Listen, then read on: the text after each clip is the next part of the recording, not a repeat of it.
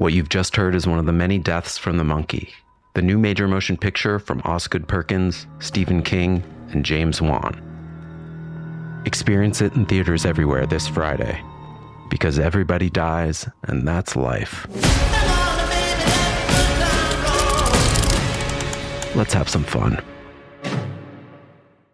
At T-Mobile, our critical mission is providing unparalleled 5G coverage for when connectivity is mission critical.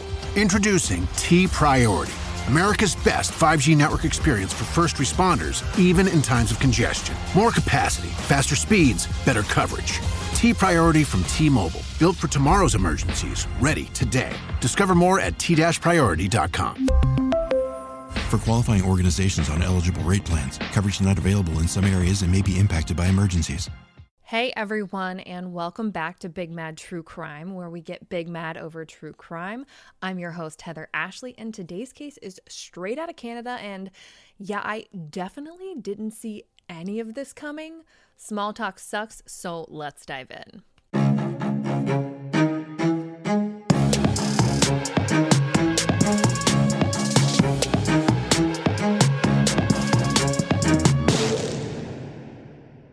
April 24th of 2006 in Medicine Hat, Canada should have been like any other normal day for the Richardson family. They were a family of four, Mark and Deborah, and their two children, Jacob, who was 8, and Jasmine, who was 12.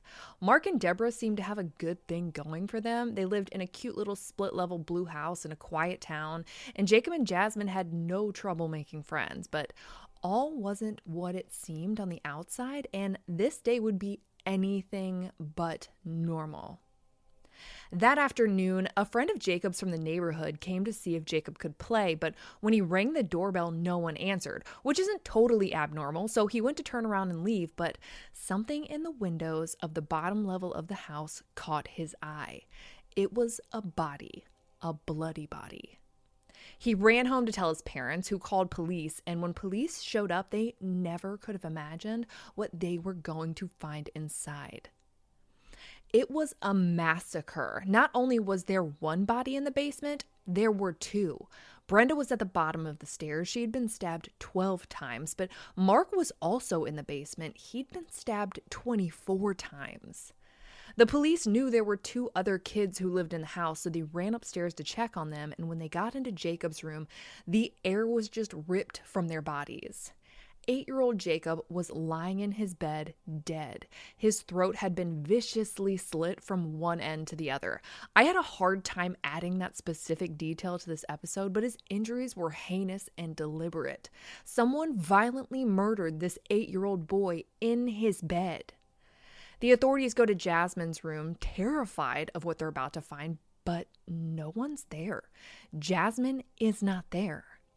They checked the rest of the house to see if maybe she had been killed elsewhere, but Jasmine 100% was not in this house. They're not really sure what's worse, knowing what happened to Jasmine or not knowing what happened. Their initial thought was that whoever did this to her brother and her parents must have kidnapped her, so police release a statement saying that they're looking for anyone who's seen her. They want to make sure she's okay. They start going through her room and even her school locker to see if they can get any insight into what's going on in the family that may have sparked this unspeakable outcome, and it doesn't go how they planned. Initially, you think maybe you'll find diary entries or something about a family in turmoil, maybe some crippling debt, something, but that's not what they find at all. What they find are deep, dark writings and drawings about a 12-year-old who was into goth culture, vampires, and her much, much older boyfriend.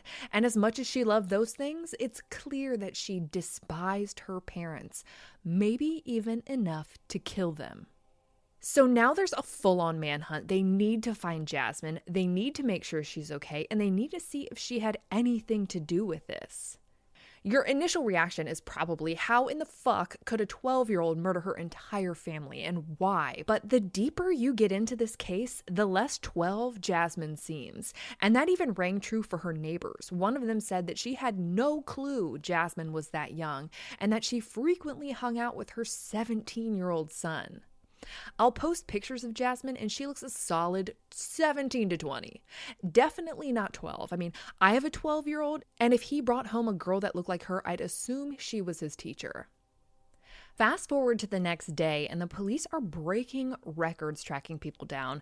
They find Jasmine 2 hours away in the town of Leader in a pickup truck with her teenage friend Casey and her 23-year-old boyfriend Jeremy Steinke.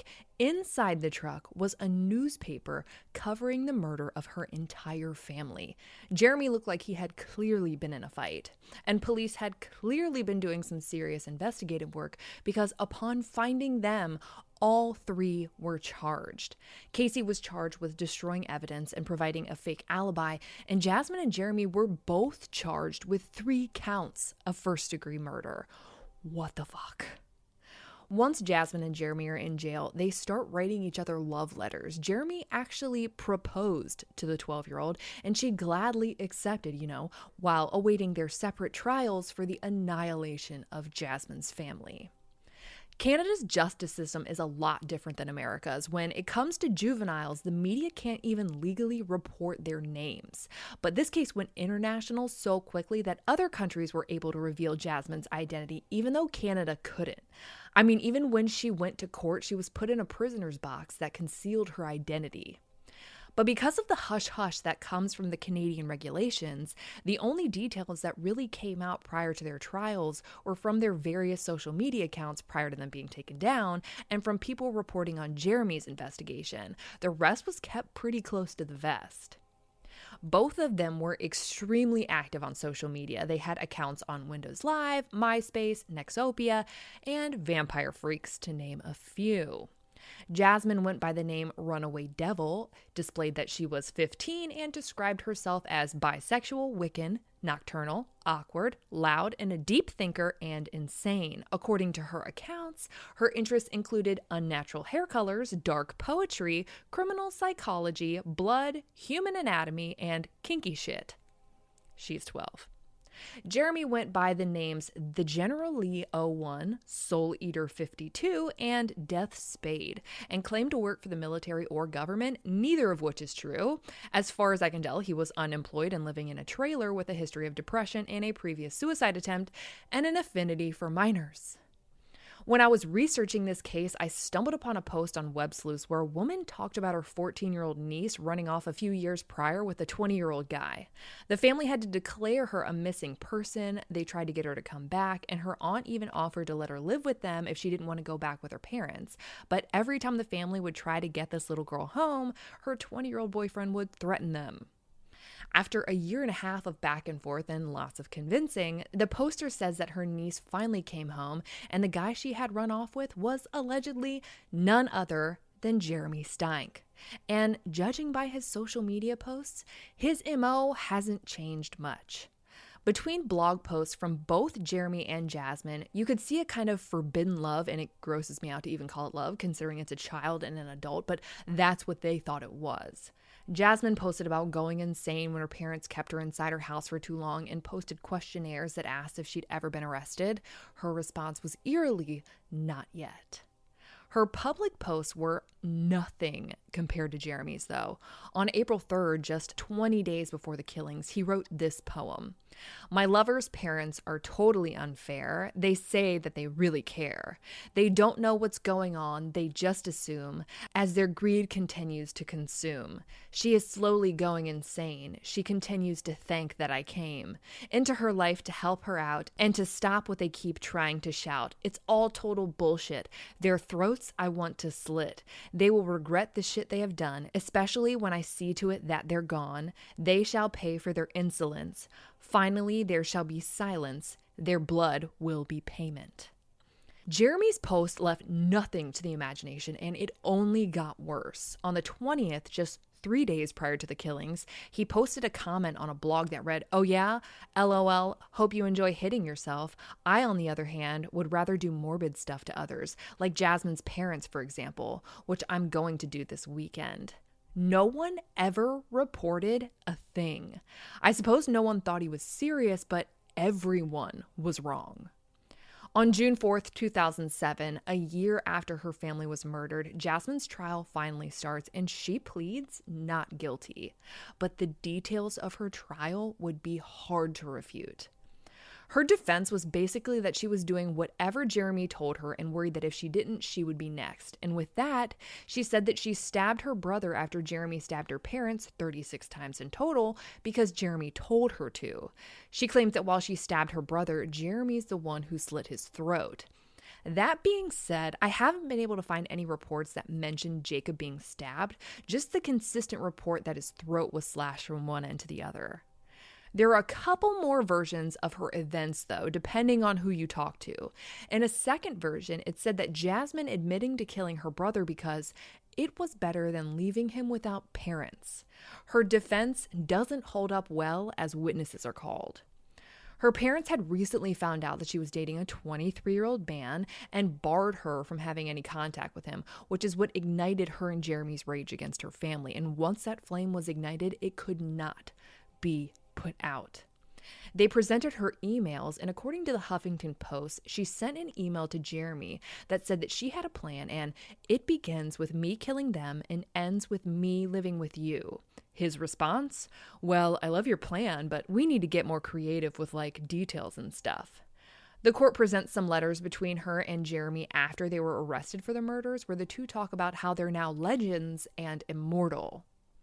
The prosecution attacks her theory that she was just doing what Jeremy told her by presenting evidence that shows this may have actually been her plan all along and that she didn't just talk about it with Jeremy. After the murders, it's reported that Jeremy didn't even wait for Jasmine. Jasmine cleaned up, washed the knives off in the sink, packed a bag, and then went over to Jeremy's house. I've read some reports that they go to a friend's house where there's a bit of a party going on, and people recall the pair bragging about what they'd done. And again, no one believed them until they heard the news the next morning.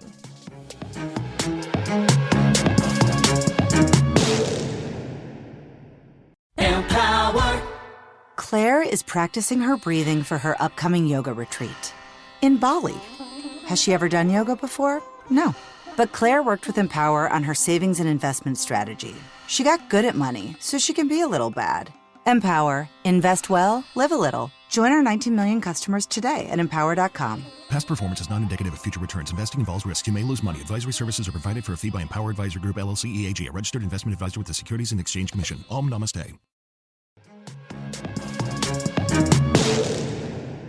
Following the killing of Jasmine's entire family, her and Jeremy hung out, made out, got something to eat, and then left town together, even stopping to pick up a paper and read the news about what they'd done before they were ever caught. In a shock to everyone in the courtroom, Jasmine took the stand in her own defense and told the jury that she had hypothetical conversations with people about killing her parents or making it look like a murder-suicide or an accident, but that she never intended on actually doing it. Well, the murder-suicide and accident angle is new information, and I'm pretty sure normal 12-year-olds don't have these hypothetical conversations. Frankly, I don't even think my 12-year-old would be able to use the word hypothetical in a sentence appropriately, but he also doesn't have an attorney. At the end of her testimony and the end of her trial, she told the court that while Jeremy was in the basement killing her parents, she was in her brother's room holding his ears so he wouldn't hear his parents' screams for help. Even if that is true, once they were finished screaming, she killed him. The jury was sent out for deliberations, and it only took them 2 hours to come up with a verdict. Jasmine Richardson became Canada's youngest convicted multi-murderer in the country's history, but justice still might not be served. Because of her young age, the maximum penalty Jasmine can get is 10 whopping years. At the bare minimum, despite the depravity of what she inflicted on her entire family, she will ultimately be free by the time she's 22. And that's exactly what happened. She was sentenced to 10 years, 4 of it to be spent in the Edmonton Forensic Hospital as she's rehabilitated and re-entered into society. If all goes well, and I use that term loosely, her record will be completely wiped clean 5 years after her release. It will be like none of this ever happened. It'll be as if she's just any normal 27-year-old who didn't plot and participate in the brutal slayings of her mother, father, and 8-year-old brother. Jeremy's trial begins about a year and a half after Jasmine's in November of 2008, and if it's possible, his is even worse than hers. Once in jail, Jeremy sang like a fucking canary. The guy just wouldn't shut up, and it obliterated any form of defense that he hoped to have. According to him, this was a plot between the two of them to wipe out her whole family so that they could be together.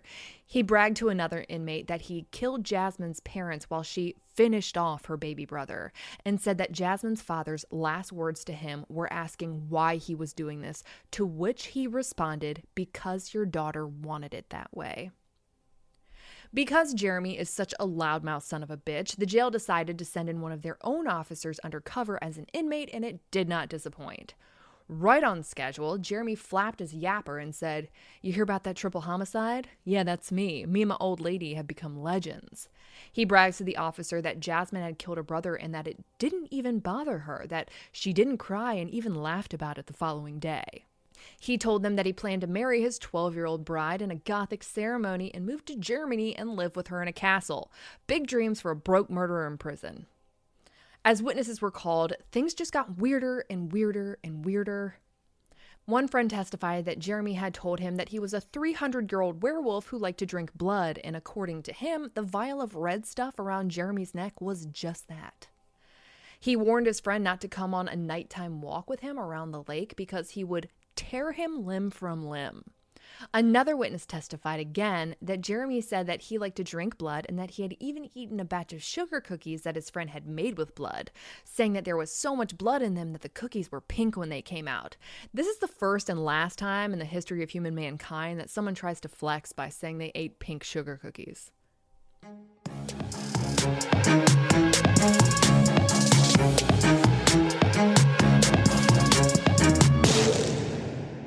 In a way, it ends where it begins. Very insightful. Thank you for sharing this Red Baron with us, Linda. It's so tasty, it makes me want to share something of my own. I didn't actually read the book. Me neither. I watched the movie last night. I judged it by its cover. I haven't read a book since middle school. I'm secretly seeing 2 other book clubs. And I can't even read. I'm not really Gary. He just paid me to be here. Sharing Red Baron pizza can lead to more sharing.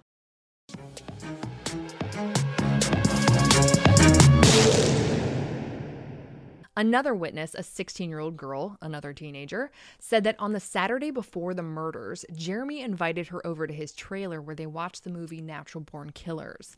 The movie is about 2 serial killers in love who the tabloids follow along their 52-person killing spree. The first of the 52 were the girl's parents.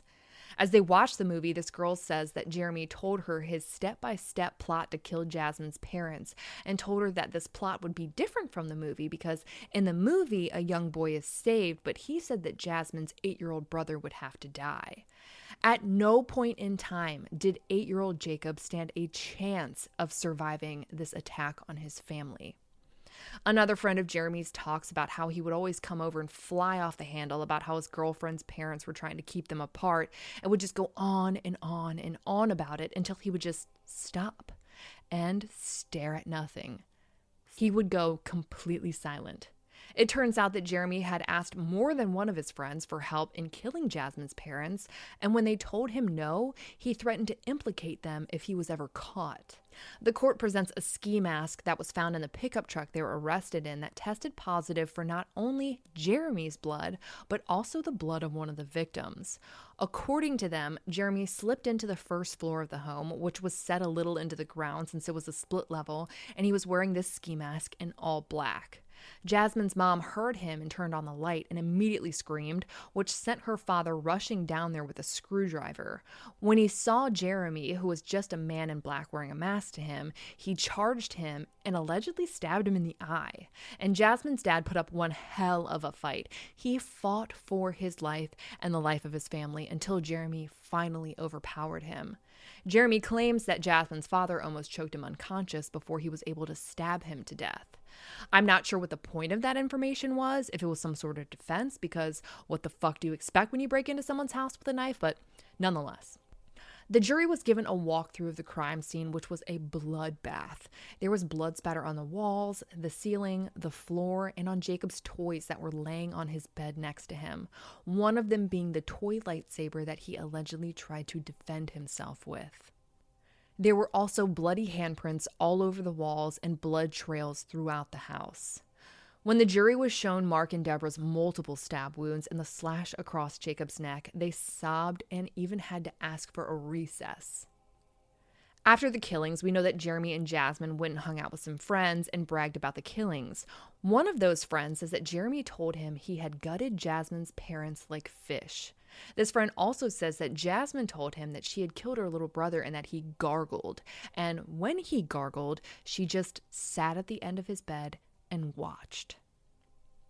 Jeremy chose not to testify, and the jury was released for deliberations, and just like Jasmine's case, it took almost no time to convict him on all 3 accounts. He was sentenced to life with the possibility of parole after 25 years. Americans are losing their shit right now, but at this point in Canada's judicial history, there were no congruent life sentences, so he couldn't get 3, he could only get 1. And all life sentences come with the possibility of parole after 25 years. This has since changed, and now you can serve multiple life sentences. So if he was given 3, he wouldn't have the possibility of parole for 75 years. But again, this all happened back in 2006. In 2011, 5 years after the murder of her entire family, a judge reviewed Jasmine's sentence and decided that she was a low risk for future violence and would be allowed to resume living within the community in November. CBC Canada reported that she'd been going through an intensive rehabilitative custody and supervision sentence, and the last phase was reintegration into the community. I even read one article that said she was the poster child for rehabilitation, and I don't know how that made me feel, but I think it involved itching. Jasmine said that she was very grateful and that the program had really helped her grow. Once released, she was put into a group home kind of setting where she had to report to her probation officer once a week and notify them if she moved. She had to be home between 10 p.m. and 6 a.m. every night, and she was barred from using any illicit substances and banned from owning firearms for life, which I'd love to know how they're going to enforce if her record disappears at 27, but anyways. She was allowed back on social media, but was told that it would be closely monitored. In 2012, Jeremy tried to appeal his case under the name Jackson May. No, he had not formally changed his name, but wanted to be called Jackson May from now on. We all know who you are, Jeremy. The request for his appeal was sent too long after his sentence, so it was denied, and he threw a fit that he didn't know any better because he's not familiar with the legal system and blah, blah, blah. But he's convinced that his jury came to an unreasonable verdict. I consulted myself and came to the conclusion that 0 fucking people agree with him. He was instructed to file for an extension for the time frame for appealing, and if granted, he could try again, but as far as I've been able to find, I don't think he did. In 2014, Jasmine's curfew was loosened, and she was only bound to the home between 11:30 p.m. and 6 a.m. Monday through Thursday, and could frankly do whatever the hell she wanted as long as it was outside of that time frame. CBC Canada reports that Jasmine had been going to college this whole time at the University of Calgary and was actually set to graduate in 2015. In 2016, Jasmine was completely released from any and all supervision. As of 2020, she is free as a bird, living her life under a new name with a clean record. It's as if Jasmine Richardson never existed, and she never plotted and participated in the gruesome slayings of her parents and 8-year-old brother. There were countless times prior to Mark, Deborah, and Jacob's murder that someone could have said something, that someone could have reported either Jeremy or Jasmine's post online, that someone could have reported that Jasmine and Jeremy said they wanted to kill her parents, but no one took them seriously. Maybe if even one person had stepped up and reported what they heard or seen, the Richardson family might still be alive. If you see something, if you read something, if you hear something that puts anyone in danger, call the police. If it's nothing, then there's no harm done. But what if it is something? Because this was something, a big something, and no one said a word. For all photos pertaining to this case, check out Jasmine and Jeremy's highlight at the top of my Instagram profile at @TheHeatherAshley, and join me there tonight at 9 p.m. Eastern, where you go live with me and we talk about the insanity that is this case. If you like your podcast ad-free, head over to our Patreon at patreon.com/bigmadtruecrime, or for just $1 whole a month, your episodes are totally ad-free. If you need more episodes in your life, for just $5 a month, you get a bonus episode on the first Monday of every month. All your episodes are ad-free, and you'll also receive a forever discount code for all Big Mad True Crime merch. And of course, anytime you sign up, you get instant access to all previous bonus episodes. I'll be bringing you a brand new case a week from today, and I cannot wait. But until then, we out.